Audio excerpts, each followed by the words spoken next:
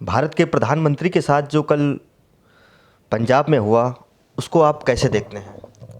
मुझे लगता है कि संविधान में ये बहुत बड़ा एक काला दिवस है कि इस देश का प्रधानमंत्री किसी विपक्षी राज्य की, जहां विपक्षी पार्टी की सरकार हो, और वहां पर जाए, कई हज़ार करोड़ के योजनाओं का लाभ देने के लिए वो जनता को अपनी जाए और उसकी सुरक्षा में इतनी बड़ी चूक हो जाए। ये अपने आप में एक बहुत बड़ी विडंबना है। मुझे लगता है कि इसके विषय में केंद्र सरकार को भी सोचना चाहिए और प्रदेश सरकार, वहाँ की जो जिम्मेदार है, उसके ऊपर कोई ना कोई कार्रवाई करनी चाहिए। कैसी कार्रवाई होनी चाहिए उनके ऊपर? संविधान में बहुत से राइट दिए हैं। जो राज्य सरकार अपने देश के प्रधानमंत्री को सुरक्षा मुहैया नहीं करा सकती है, मुझे नहीं लगता है कि वो उस राज्य में रहने वाले एक आम नागरिक को सुरक्षा दे सकती है।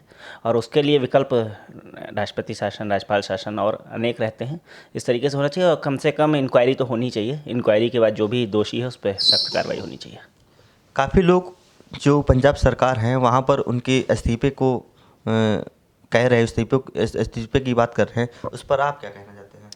मेरे हिसाब से तो उसको एक मिनट भी रहने का अधिकार नहीं है नैतिक।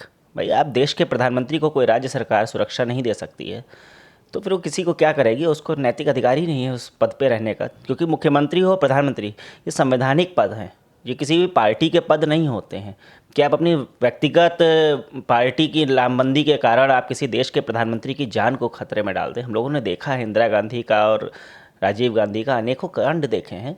2 मिनट की चूक कितना बड़ा नुकसान होता है। और वो प्रधानमंत्री जो पूरे विश्व में विख्यात है, जिसके लिए टेररिस्ट हर समय चौकन्ने रहते हैं कब मौका मिले, और वो बॉर्डर जहाँ पे 10, 15, 20 किलोमीटर की रेंज में ही आपका पाकिस्तान बॉर्डर लग रहा है, वहाँ पे तो सिक्योरिटी और ज़्यादा चौकन्नी होनी चाहिए थी। और मैंने कल वीडियो जो देखे हैं, न्यूज़ चैनलों पे चल रहे हैं, उसमें बहुत पास में पब्लिक दिख रही है। मुझे नहीं लगता कि कभी भी प्रधानमंत्री का काफिला निकला हो वहाँ पे पब्लिक निकल सकती है। अगर वो जा रही है तो कैसे जा रही है, वाकई अपने आप में एक प्रश्न चिन्ह है। इस्तीफा होना चाहिए। बताते हैं कि वहाँ पर किसानों ने जो है रोड रोकी थी, इस पर आप क्या कहना चाहते हैं?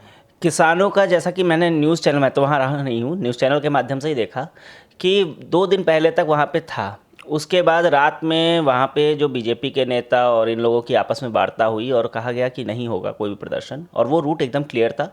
और कुछ देर पहले ही, प्रधानमंत्री के निकलने से पहले, जब मीडियाकर्मी वहाँ निकल रहे थे तो वो रूट एकदम क्लियर था।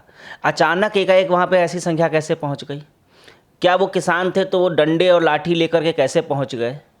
ये कहीं ना कहीं तिकोनिया कांड को पुनरावृत्ति भी दिखती है।